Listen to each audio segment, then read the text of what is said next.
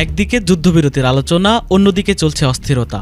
শুরুতে ইরানের 10টি দাবি মেনে নেয়ার কথা বললেও ইসরায়েল ও যুক্তরাষ্ট্র কিছু বিষয়ে দ্বিমত পোষণ করা শুরু করেছে। আর সে কারণেই নতুন করে লেবাননে ভয়াবহ হামলা চালায় ইসরায়েল।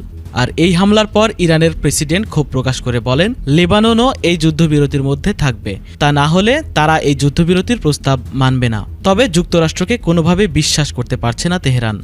আর যুদ্ধবিরতির এমন নাজুক পরিস্থিতির মধ্যেই ইরানে নতুন করে অত্যাধুনিক অস্ত্র পাঠানোর প্রস্তুতি নিচ্ছে চীন।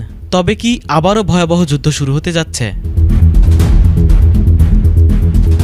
যুদ্ধের শুরু থেকেই চীন ইরানকে অত্যাধুনিক প্রযুক্তি দিয়ে সহায়তা করে আসছিল বলে ধারণা করা হচ্ছিল। সরাসরি চীন ইরানের পক্ষ নিয়ে যুদ্ধ না করলেও ইরানের পাশে থাকার ঘোষণা দিয়েছিল শি জিনপিং।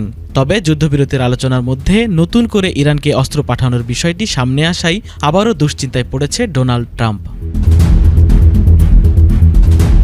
মার্কিন গোয়েন্দা সংস্থাগুলোর একাধিক সূত্রের বরাতে একটি প্রতিবেদন প্রকাশ করেছে CNN। এই প্রতিবেদনে বলা হয়েছে, আগামী কয়েক সপ্তাহের মধ্যেই ইরানে বিমান প্রতিরক্ষা ব্যবস্থার মতো অত্যাধুনিক অস্ত্র পাঠানোর প্রস্তুতি নিচ্ছে চীন। এই খবর সামনে আসায় আন্তর্জাতিক অঙ্গনে নতুন করে উত্তেজনা তৈরি হয়েছে। কারণ সম্প্রতি যুক্তরাষ্ট্র ও ইরানের মধ্যে সংঘাত থামাতে মধ্যস্থার ভূমিকায় থাকার কথা বলেছিল বেইজিং।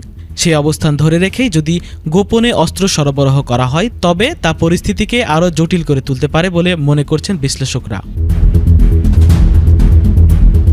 গোয়েন্দা সূত্রগুলোর ভাষ্য অনুযায়ী চীন যে অস্ত্র পাঠানোর প্রস্তুতি নিচ্ছে তা হল কাঁধে বহনযোগ্য বিমান বিধ্বংসী ক্ষেপণাস্ত্র। এটি ম্যানপ্যাডস নামে পরিচিত। এ ধরনের অস্ত্র বিশেষ করে নিচুতে ওড়া যুদ্ধবিমান ও হেলিকপ্টারের জন্য বড় হুমকি।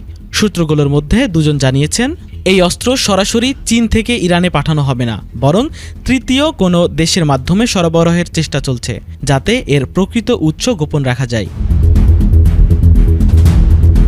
এদিকে মার্কিন প্রেসিডেন্ট ডোনাল্ড ট্রাম্প সম্প্রতি দাবি করেন, ইরানের আকাশে ভূপাতিত একটি F-15 যুদ্ধবিমানে তাপ অনুসন্ধানী ক্ষেপণাস্ত্র দিয়ে আঘাত করা হয়েছিল। অন্যদিকে ইরানও বিমান ভূপাতিত করতে একটি নতুন প্রতিরক্ষা ব্যবস্থার ব্যবহারের কথা জানিয়েছে। তবে সেটি কোথা থেকে এসেছে তা স্পষ্ট করেনি।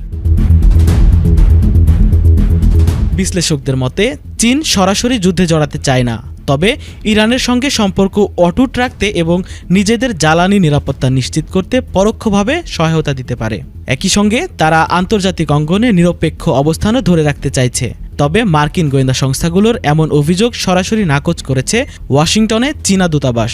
তাদের দাবি, চীন কখনোই সংঘাতে জড়িত কোনো পক্ষকে অস্ত্র দেয় না এবং আন্তর্জাতিক দায়িত্বশীলতা বজায় রেখেই চলেছে।